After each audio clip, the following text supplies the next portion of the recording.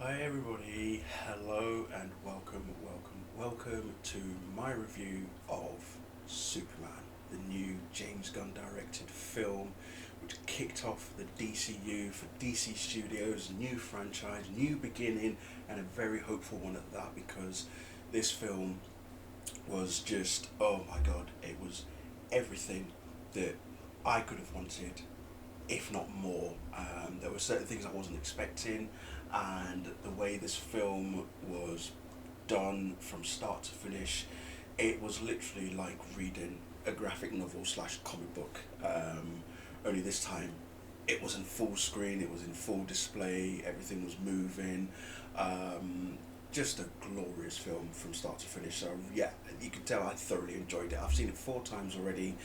Saw it twice on Friday, twice again on Saturday. I was kitted out, full Superman costume as well. Got to give big thanks to Odeon Silverlink near where I live. And when I came out of my second viewing, um, they gave me this bad boy. So yeah, I got this from them. So thank you very much, Odeon Silverlink. It's really very much appreciated. I'm just drinking water out of it now. Great. Mm, love it, love it, love it. So, but yeah, I wasn't expecting that, but it was nice of them. I had so many people come up and ask for pictures, which was great.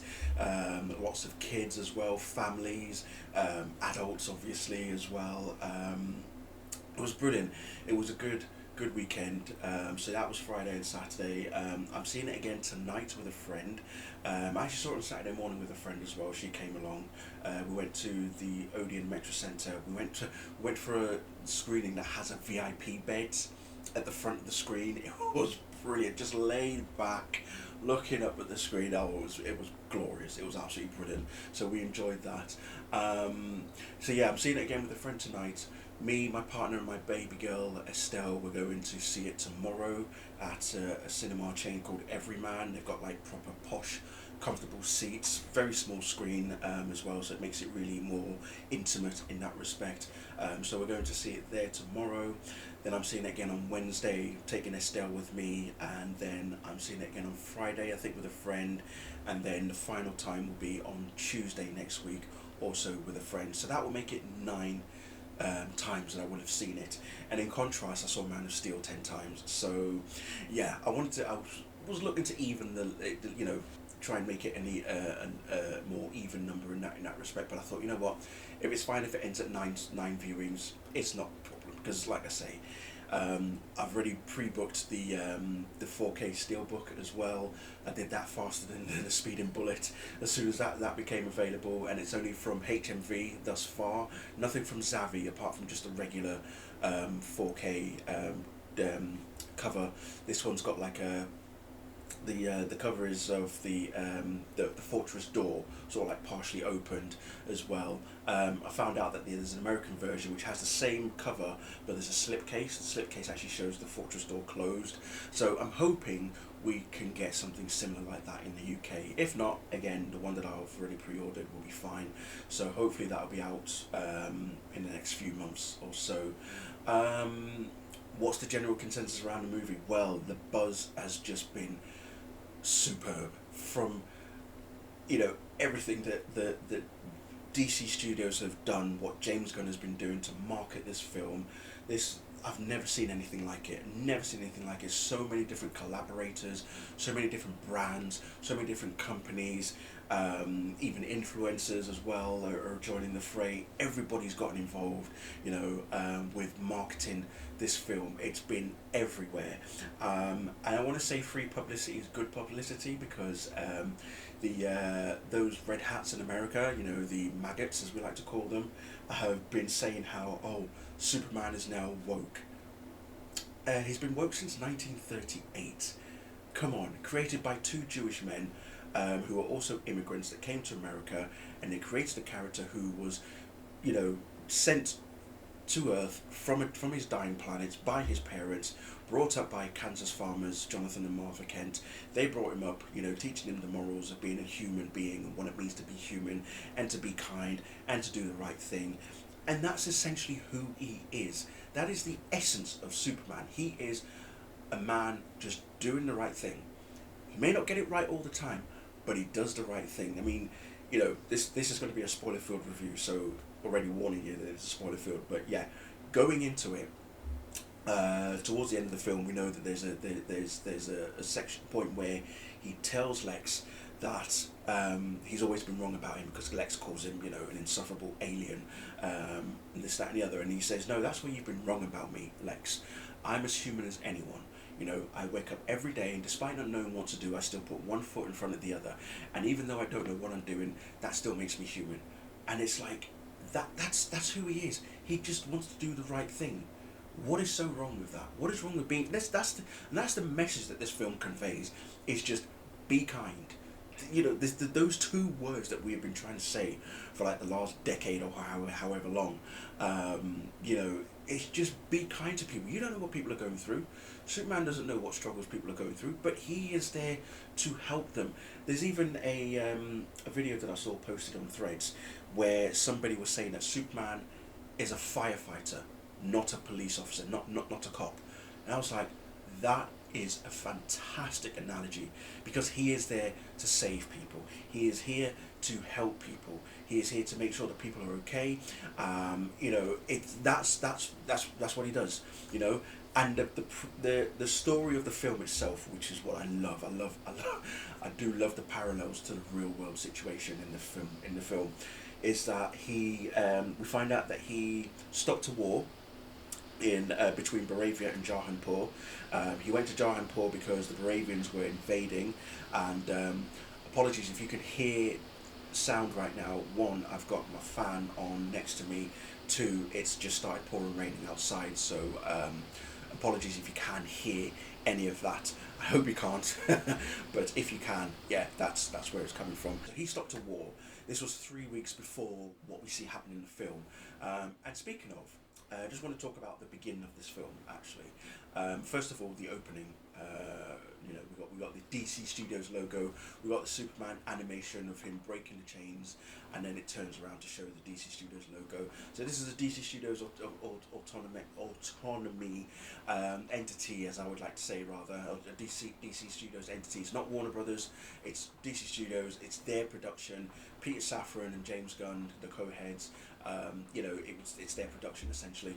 So, but yeah, at the beginning of the film, it tells you 3 centuries ago, the first superpowered beings known as the metahumans arrived on Earth, which ushered in the age of the gods and monsters. Then it said 3 decades ago, a rocket was sent to Earth, by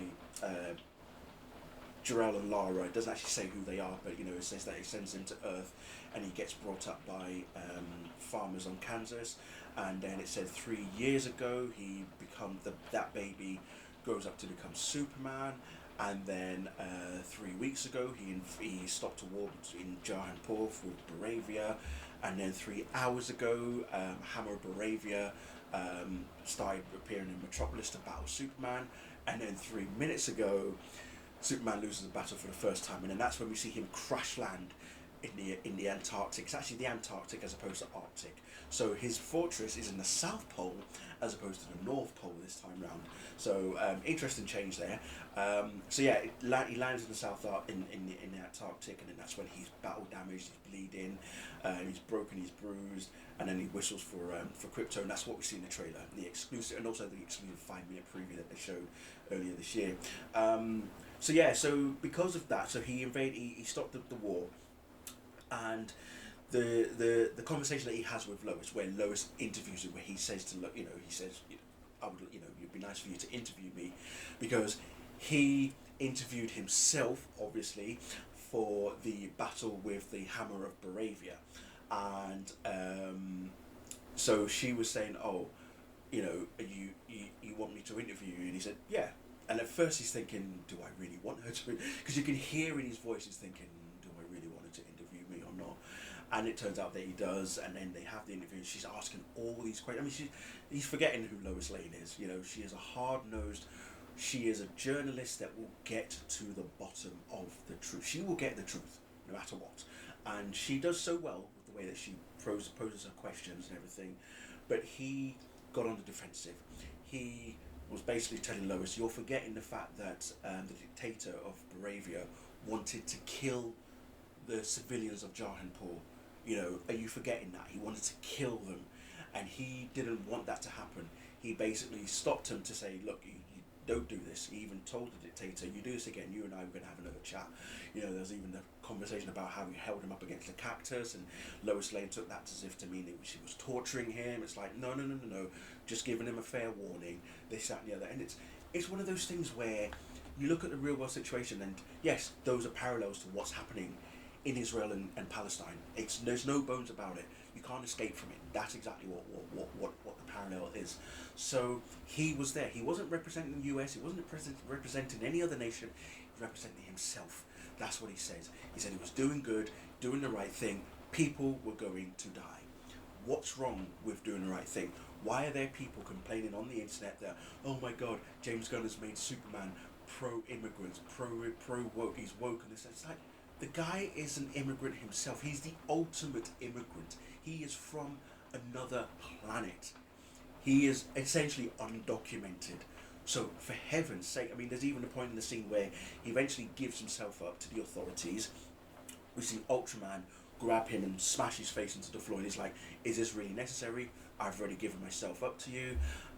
We see Frank Grillo's General Flag there as well, and he's saying, you know, no, Superman's telling him nobody's read my rights, and he said, well, because you're an alien, you essentially don't have any rights, and unfortunately we're outsourcing you to another firm, kind of thing. Turns out it was Planet Watch, which is that's Lex Luthor's overarching, I would like to say, police force, spearheaded by both Ultraman and the Engineer as well, who, by the way, is absolutely wow, what a character the Engineer is in this film. So yeah, he's got no rights. So, and Frank, even, you know, I say Frank, General Flag is basically saying, look, I'm really sorry about this. There's absolutely nothing I can do. You know, it's almost as if he wants to read him his rights, but he knows that he can't, kind of thing, because yes, he's not human. He's an alien, this, that, and the other, and you know, Lex Luthor has convinced the world that Superman is dangerous. Now, how does he do that?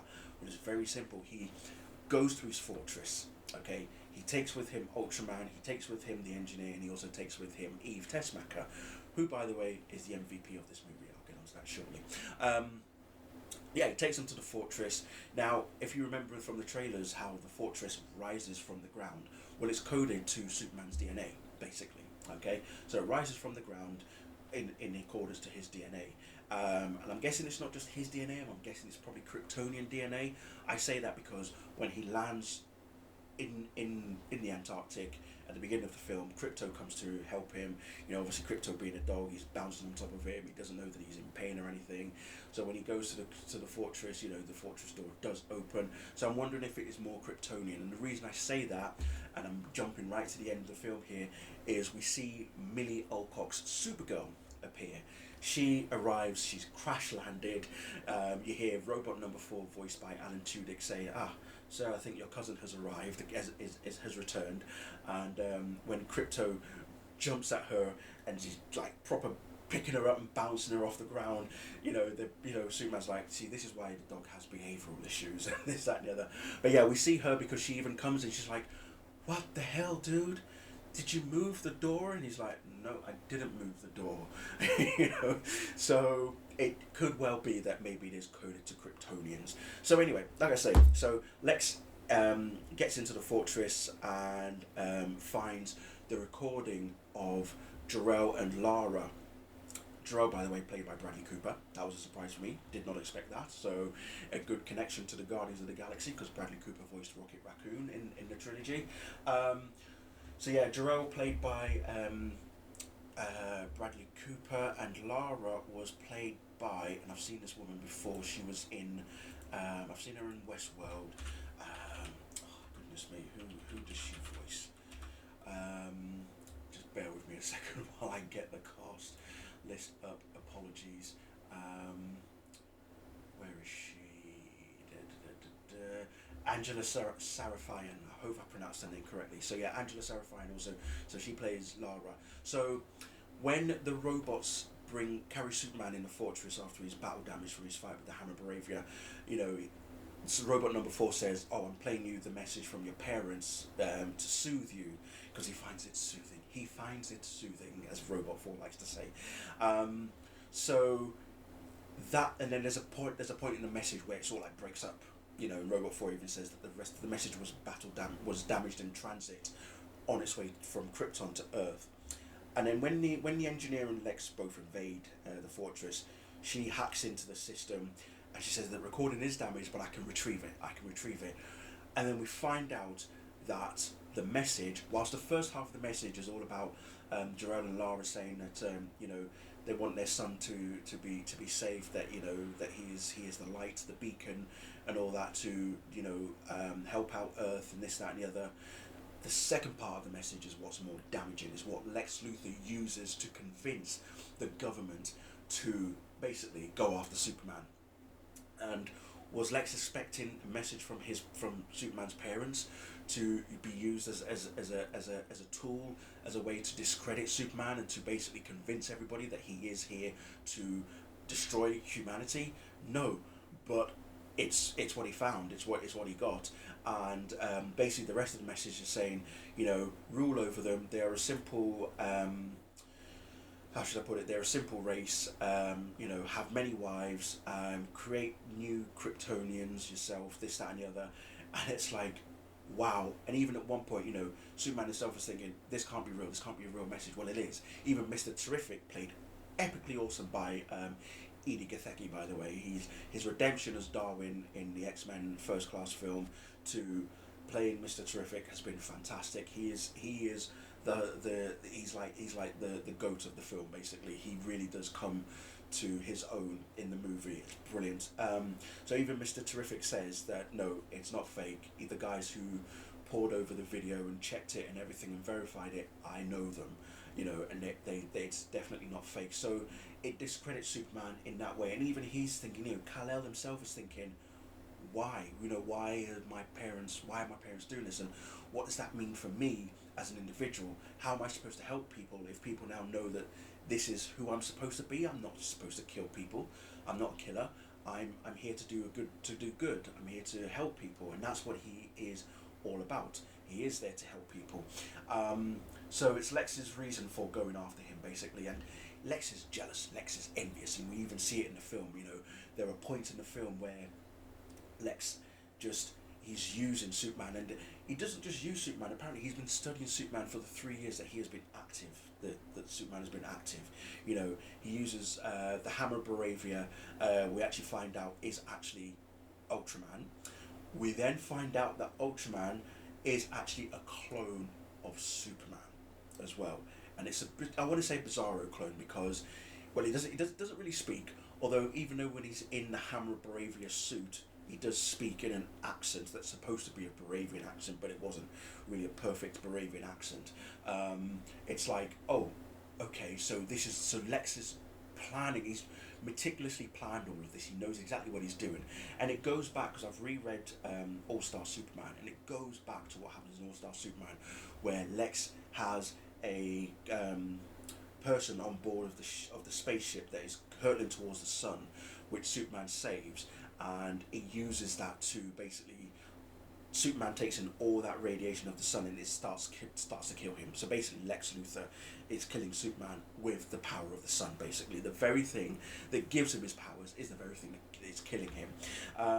So he uses it, he's controlling it from his prison. Lex is controlling this creature from his prison in All-Star Superman. So it's a similar sort of setup in the film as well. So that parallel is there. And do you know what? I want to talk about the relationship between Clark and Lois. They've only been dating for 3 months, but it's fresh, it's new, it's raw, and when they have the interview, you see how it sort of like almost, it fractures them in a way, because there's a point of where Superman gets up and he's saying, sorry, not Superman, Clark is getting up and he's saying, no, I'm leaving now, I'm going, and she's like, oh, that's it, you're leaving? When anytime something gets really difficult and everything, that's it, you're just up and leaving? He's like, no, you know, I've given you all the information that you need. You know, obviously there are some things that you can't use, which she said, I know that. And then that's when she's like muttering to herself, I knew this wouldn't work. And he's like, what do you mean it wouldn't work? Well, what are you talking about? She said, I didn't want a relationship, and it's like, oh, okay, something's definitely going on here between these two, but it's a new relationship between them. They just started dating. They're trying to get to know each other, and it's not like Superman and Lois. It's not like Man of Steel / Batman v Superman. It's not that kind of relationship. This is a very new relationship. Yes, she already knows who he is, and even though he's saying, look, but the glasses, which are, by the way, hypno glasses, as confirmed by Nathan Fillion's Guy Gardner in the film, they are hypno glasses, which means that when people do see Clark, they don't see Superman. Even though at one point Lois is saying, well, people are going to figure it out eventually. It's like, well, not necessarily. If they're hypno glasses, which has been in the comics as well, the hypno glasses thing, then people aren't going to know that Superman and Clark are the same person. So it's one of those situations where, like I say, their relationship is being tested. It is being tested, and at the end of the film, there's even one point of where Superman does say, or Clark does say to Lois, that I do love you, because it's at that point where, in the very first image that James Gunn released of Superman getting his boots put on, and we see this thing out in the background. Well, it turns out it's an interdimensional imp, and the Justice Gang, aka Mr. Terrific, Hawkgirl played by Isabella Merced, and Guy Gardner are battling it. He comes into his apartment. Lois is already there. We see John Cena's Peacemaker make a cameo appearance on the TV screen, by the way, which is good. So he's coming into his apartment, and he's basically saying that, she's asking him, oh, so were you just helping them out there? And he's saying, oh, no, that's an interdimensional imp. They've got it handled and all that sort of stuff. And all you can see in the background is a green baseball bat smacking this interdimensional imp, and you're thinking, okay, Guy's going all out on this creature. But whilst that is happening, you've got Superman and Lois talking together. They are, he's apologising to how he reacted, and this, that and the other, and he's saying how, they're both talking about rock music and how things are punk rock and stuff like that. He's a fan of the Mighty Crabjoys, this, that and the other. She's saying, no, they're not punk at all. I would say that they're probably the worst. Nobody likes them. He's like, well, most people like them. And, and she even makes a comment of where he's saying that, you see the beauty in people. And he's like, well, maybe that should be punk rock. And I'm like, well, yeah.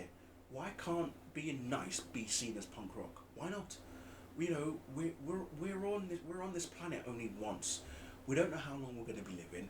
Why are we wasting our time being horrible to people? Why are we wasting our time being miserable? Let's just enjoy what we can of life and be nice, because we do not know what people are going through, and that's what Superman is all about. He sees the good in people. He believes that people can be better, and that's what this film is inspiring to do, is to give people hope, is to give people that self-belief that, hey, you're not alone, you can be better, you can do good for yourself. And that's what I love about this film. It's not very linear in any way, shape or form. It's just telling you that here he is. Here's a guy who gets up every morning, and whilst he has got superpowers, he's just like the rest of us. But he's just trying to do the right thing. He's just being nice. And the other side of the film I love about the film is the journalists, the Lois Lane, the Jimmy Olsen played by Skylar Gisondo, Perry White played by Wendell Pierce as well. You've got Cat Grant in there. You've got Steve Lombard. You've also got Ron Troop as well. And it's like journalists actually being journalists. There's a point of where we find out that Lex has created a pocket dimension, by the way, which is how he's been able to get, for example, the Baravian dictator is able to get from Baravia to, say, Metropolis, and Lex can get to Metropolis to Baravia himself. He's created all these different portals around the globe. So Lex has been busy. He has been very busy creating all these pocket dimensions. Not only has he created a pocket dimension, he has been imprisoning people in there, including Anthony Carrigan's Metamorpho. He is in this pocket dimension prison where he takes Superman. So Superman gets caught he gives himself up, and Lex takes him to the into that into pocket dimension prison. And I was like, wow, Lex has actually gone all out here. He knows exactly what he's up to. He knows exactly what he's doing.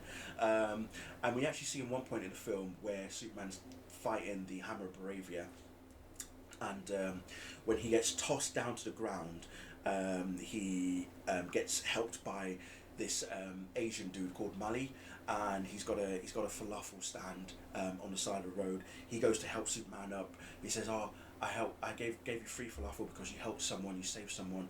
And he's telling him, what you're doing here. You need to get away. He's like, no, you've saved us countless times. Let us save you. And we even see one guy saying, maybe you shouldn't have done what you did in Jahanpur all those weeks ago. Again, which is where Lois also pretty much tells him about that, the same thing as well, because she even asks him, did you tell the president, did you tell the Secretary of Defense, anybody? He's like, no, I went there by myself of my own volition. This was for me, not for anybody else. I didn't do it for anybody, I wasn't representing anybody. So all of that is going on. And I want to talk about Sarah Sampaio's Eve Tessmacher, who, when you look at her, when you watch the film, she's just taking selfies left, right and centre. Superman's getting kicked about by the Hammer Bravia. She's there taking selfies and everything. You're thinking, what is she? Why is she doing that for? And then we find out that she's got a thing for Jimmy Olsen. So Jimmy sort of uses that to get her to give up tidbits about Lex, and eventually she does, because Lex goes into a rage when Superman eventually escapes the prison from the pocket dimension with the help of Metamorpho. And what's interesting, I'll quickly just say something about Metamorpho, is what interesting is that it turns out that there's little to no kryptonite on planet Earth, and Lex is telling the likes of General Flag and other members of this council that he's with that he's got a workaround, and we find out that is actually Metamorpho. Metamorpho is able to create kryptonite. We know this, we've read the comics. So he uses kryptonite to weaken Superman. And then across from them is Metamorpho's son, Joseph. It's a very cute little green-skinned baby. It's so cute. Being held captive by some guy. And Superman is basically telling Rex, aka Metamorpho, although he's referred to as the Elemental Man in the film, he's telling him, look, I can save your son if you can get me out of here. You just need to put the kryptonite away, and I can save your son. He's like, can you? At first he doesn't believe him, because he's telling him not to talk to him. He's saying to him, don't talk to me, don't talk to me. And it's not until Lex brings Mali, the Asian dude that helped Superman up, down to the pocket dimension, outside of Superman's prison, and he is basically questioning Superman, but is threatening to kill this guy. And at one point we actually do shoot him. You see him, he actually shoots the guy. And it's like, wow, Lex literally killed a guy in front of Superman and in front of Metamorpho. It's like, what the hell? He actually did that. Yeah, but that's Lex. That is who Lex Luthor is. He's not gonna, he will get his hands dirty. He's been known to get his hands dirty. And at that point you're thinking, goodness me, what? So it made Rex see things differently. He said, okay, he asked Superman, you said you can get my son out. He said, yes. Okay, puts the kryptonite away. But because there's no sun in the pocket dimension, there's no way of Superman to heal. So Rex creates the sun. He makes the sun inside, with his chemicals and everything. Then they get out and all that sort of stuff. So all that is happening. Then you've got Mr. Terrific and Lois coming to save Superman, because Mr. Terrific, he's done a Batman, basically. That's how, when he said that he put tracking nanites in Superman's bloodstream, I was like, oh, he just went full on Batman on him. And then Lois was like, you put tracking nanites in Superman? He went, yeah, I do it to everybody. I've done it to everybody. Both, you see Guy Gardner and Hawkgirl both look at themselves like, oh, so he's done the same to us as well. It's like, yeah, he's done the same to you. So, and no, can I just say, we get to see the Hall of Justice.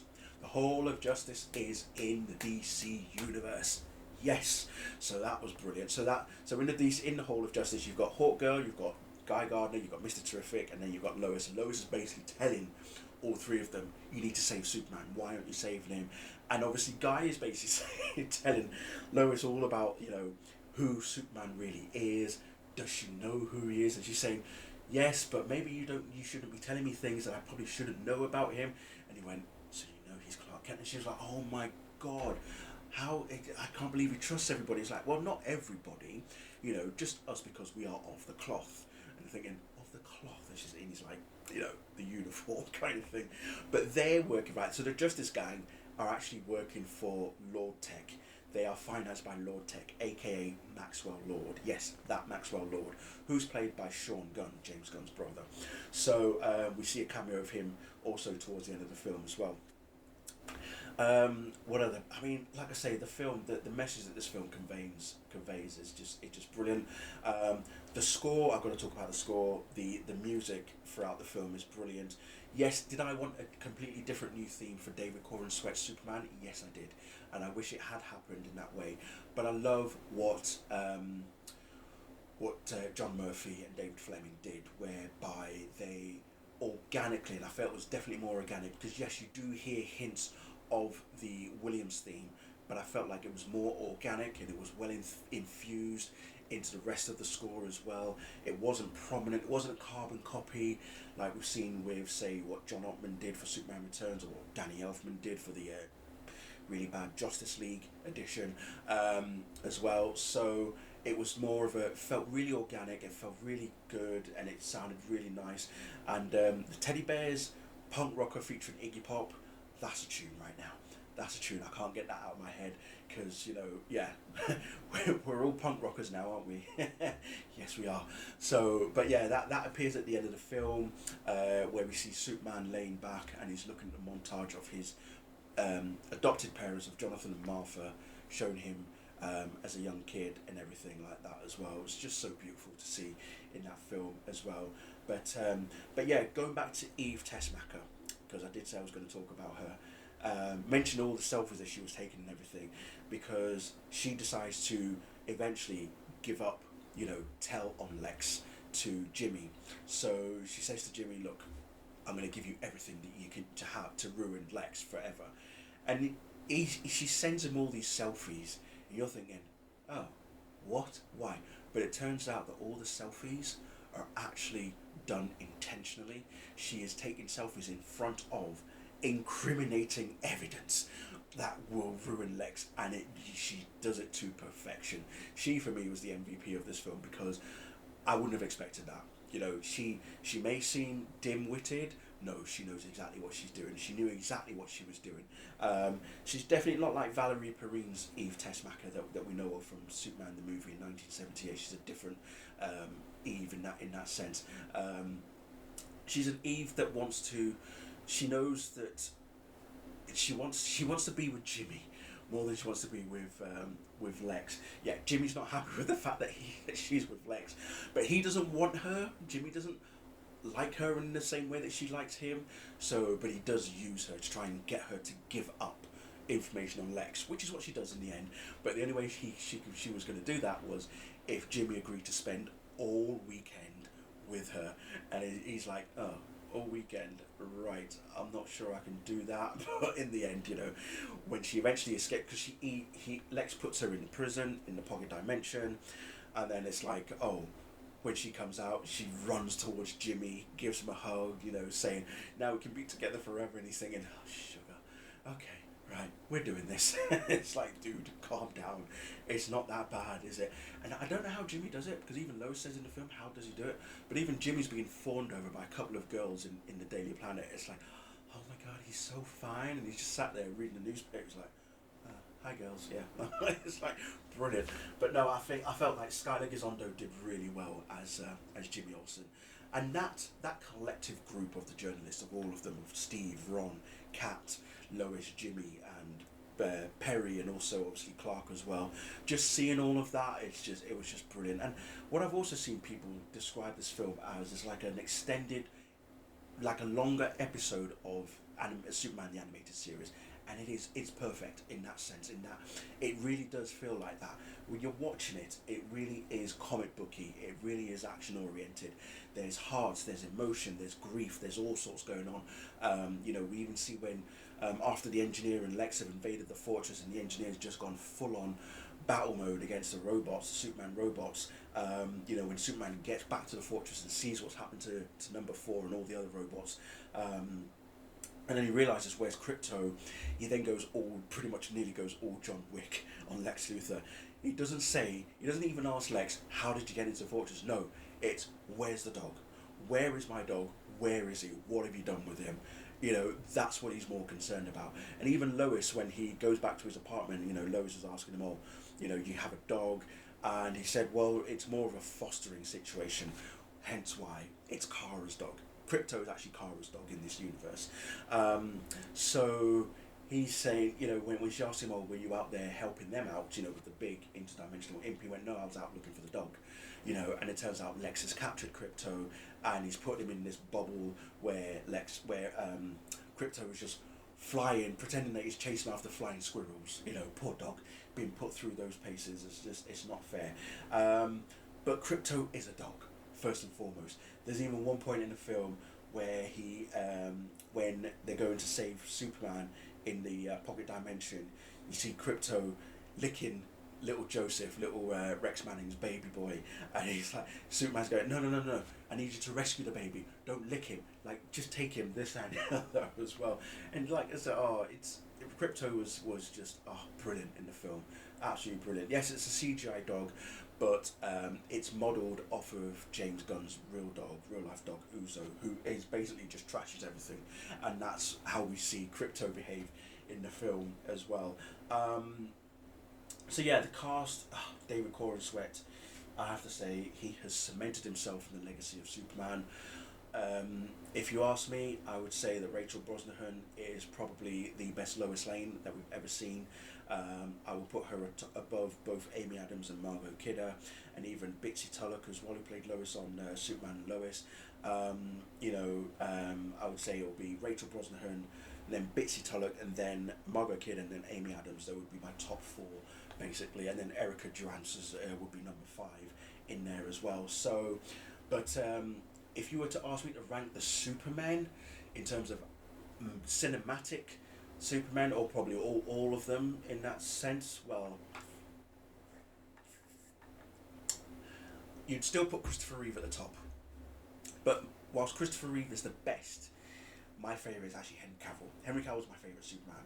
So I would put it as Henry Cavill, then I would say David Corenswet, then I would say Christopher Reeve, then Tyler Hoechlin, and then you would say Brandon Routh, and those would be, so that's David, Henry, Chris, Tyler, and then Brandon. So that's the top 5, basically, yeah. And then Tom Welling would sort of like be under them in that respect. But let's not forget, Tom Welling more, he played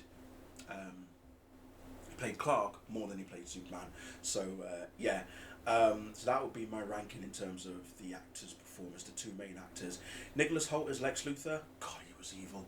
He was evil, and nothing brought me greater pleasure than when Crypto, whilst Lex was mid-sentence, shouting at Superman, how he was saying that I've got permission to kill you, the authority to kill you from the government, whether it's now, even if it's not now, it's like, and then Crypto just attacks him, and you're like, get him.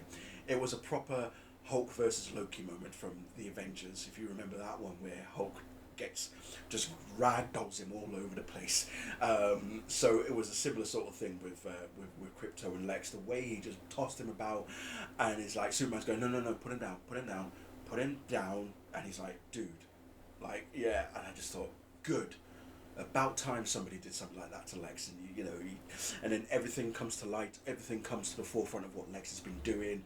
That he's been working with the dictator of Baravia to basically invade Jahanpur, to take over that country, and they were going to split it between themselves, and this, that, and the other. And even Lex was telling Superman that he didn't kill Superman. He's not killing Superman as a way of to invade Jahanpur. No, he used Jahanpur as a means to get the government to convince him to kill Superman. It's like, wow.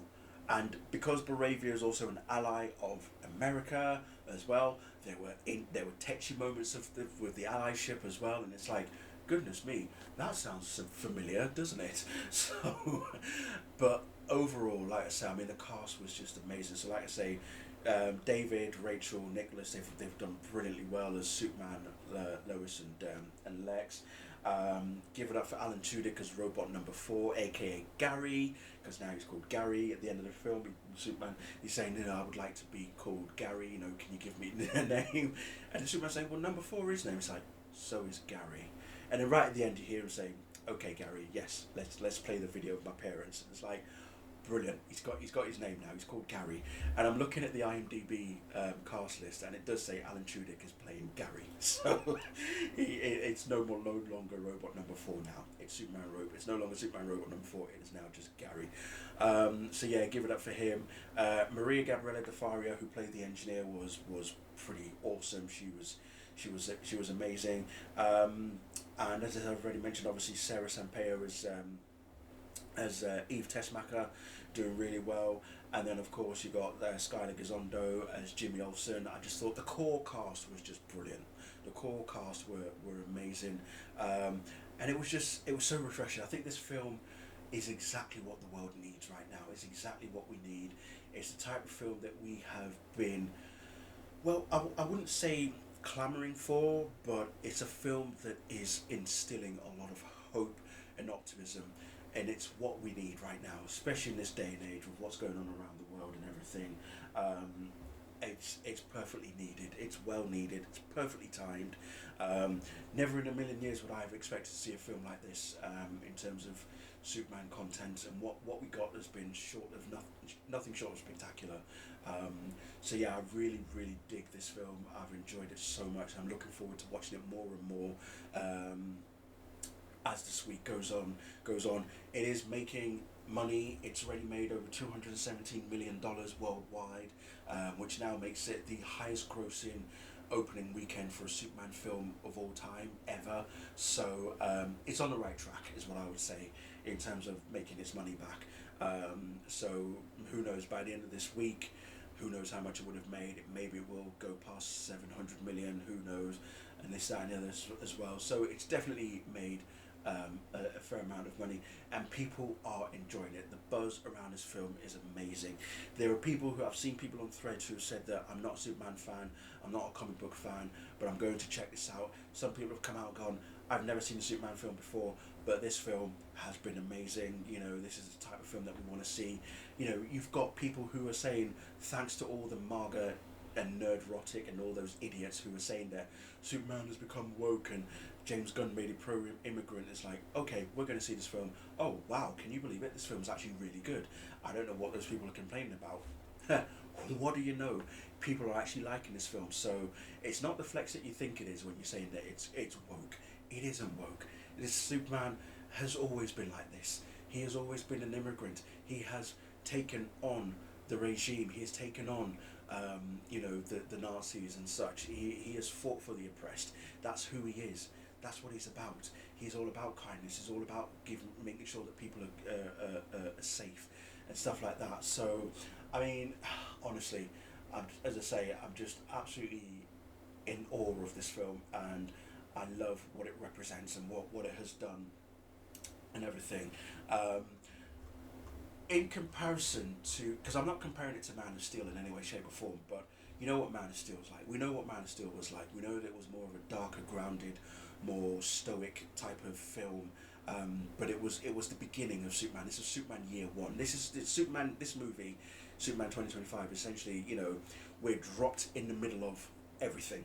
It doesn't give you any explanation. Obviously at the beginning of the film you see all the text that appears on the screen telling you what happened from 3 centuries ago to 3 minutes ago. So all of that, it gives you a bit of an inside information as to what's been going on in over the past 300 years and such things like that. But it doesn't, you as a member of the general audience, you don't need to know who Hawk Girl is, where she's from, or Guy Gardner, Green Lantern, or Mr. Terrific. You just know that they are superheroes.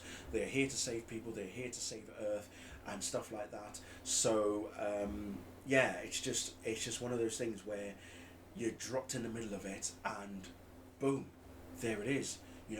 This is a world where the public are aware that there are aliens, wizards, and magic and other things. There's aliens, robots, and magic and everything like that already existing in this universe. They are aware of it. So it's amazing to see that, which is really good. And So just want to quickly again touch back on Ultraman, aka the clone of Superman, aka Bizarro.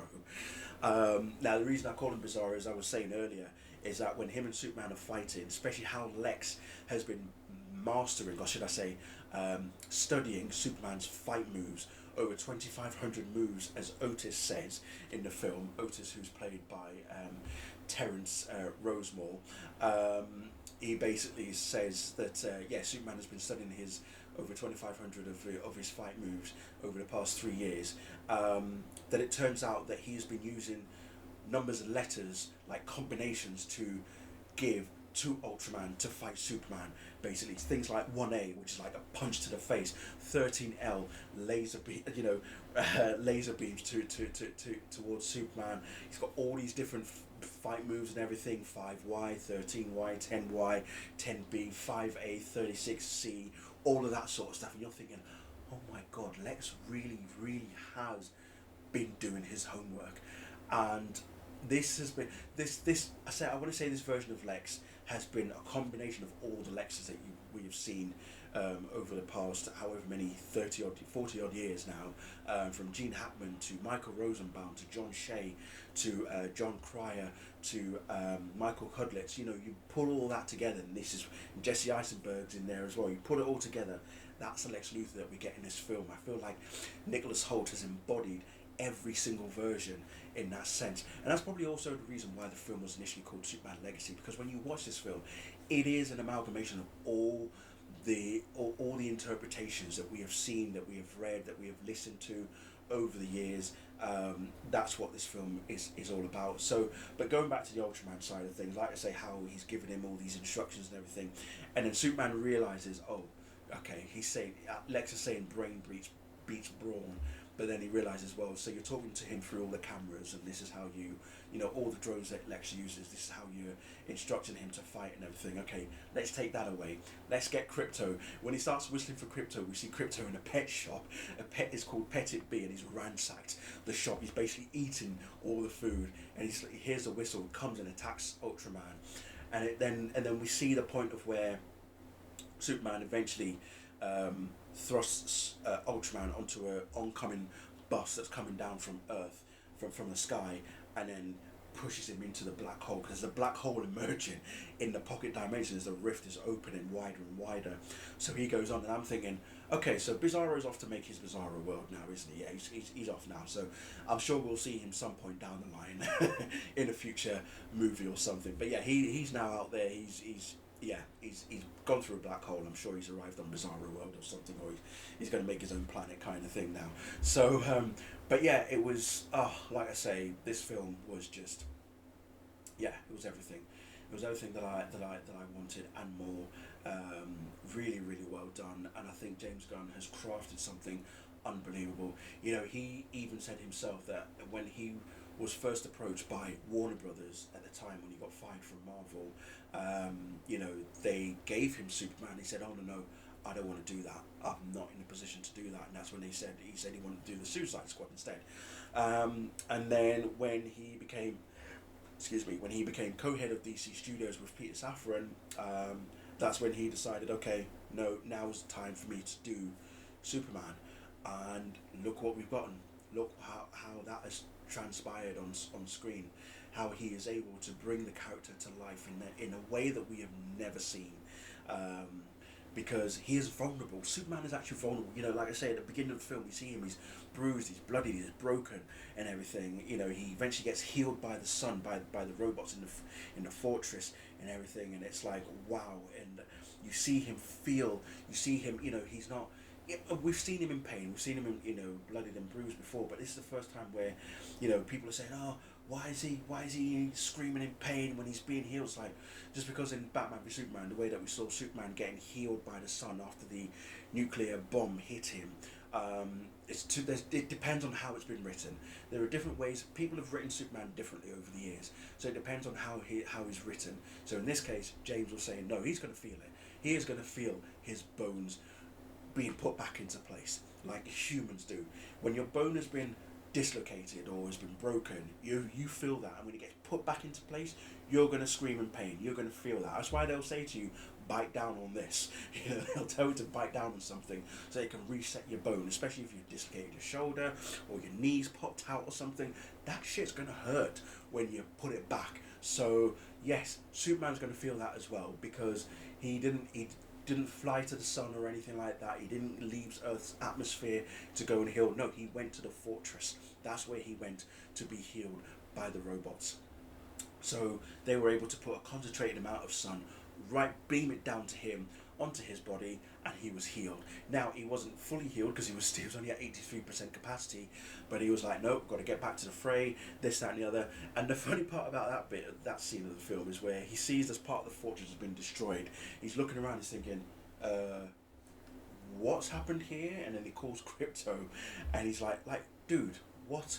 And he even said to the robots, like, see my robots, I thought I told you to look after him. You know, and robot number 4, Gary, is saying, yeah, we feed him, but because we are robots, you know, we don't care whether he lives or dies, and I think he knows that. He doesn't care whether we let him live or die, so he just does his own thing. It's like, oh, okay, fair enough. You know, what can you do? He's a dog. Crypto is a dog, first and foremost. So, but yeah, like I say, good, solid opening for DC Studios. What a way to start the universe. What a way to introduce other characters into the universe as well. Looking forward to Peacemaker Season 2. That's out next month as well. So that comes out next month. Looking forward to that. There's going to be connective tissue from Superman into Peacemaker Season 2, because obviously Frank Grillo's Rick Flag Sr. is going to be in Season 2 of Peacemaker as well. So we'll be seeing that. And then next year we get Supergirl, which is based off the book of Supergirl Woman of Tomorrow even, which I've got a copy of, and I will be reading that soon. I don't know when, maybe just before the film comes out, or I might read it later on this year, who knows. I might read it first this year and then read it again next year before the film comes out as well. But yeah, I would say the DC Studios, DC Universe has kicked off, and it's off to a strong start, so long may it continue, and we have begun, basically. It has begun, we are looking up, and hope and optimism is finally here, and let's enjoy it. Let's enjoy this ride, people. You know, as I say, I'll be seeing it another 5 times, and up until before Fantastic Four First Steps comes out, which I will be seeing as well when that gets released. Looking forward to seeing that as well. Side note, I've seen Ironheart. I've watched all 6 episodes. Thoroughly enjoyed it. Again, that was pretty much needed this time around as well, so that was good. So, like I say, yeah, good time to be a comic book geek.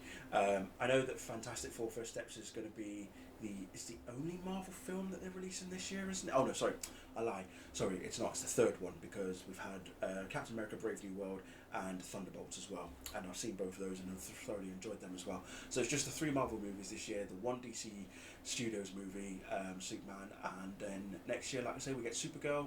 And who knows what else is going to be released after that. We'll look forward to it. We know that Clayface is now I think the script has now been written for that, and they've got an actor cast for it as well. So that's all in going. That's all ongoing. Lanterns, the HBO series. I think it's either finished.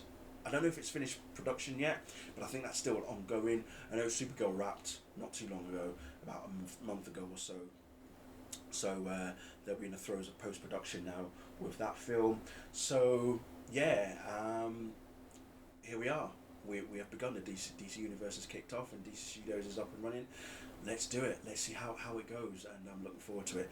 So I want to say thank you all very much.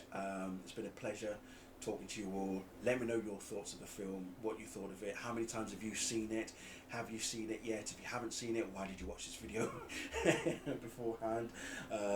But no, if you have seen it, let me know your thoughts and how many times you've seen it, how many times you plan to see it as well. And yeah, let's enjoy this. Let's enjoy this ride, people. We are here, and it's refreshing to see. So thank you all very much for watching, and I'll see you all again very soon.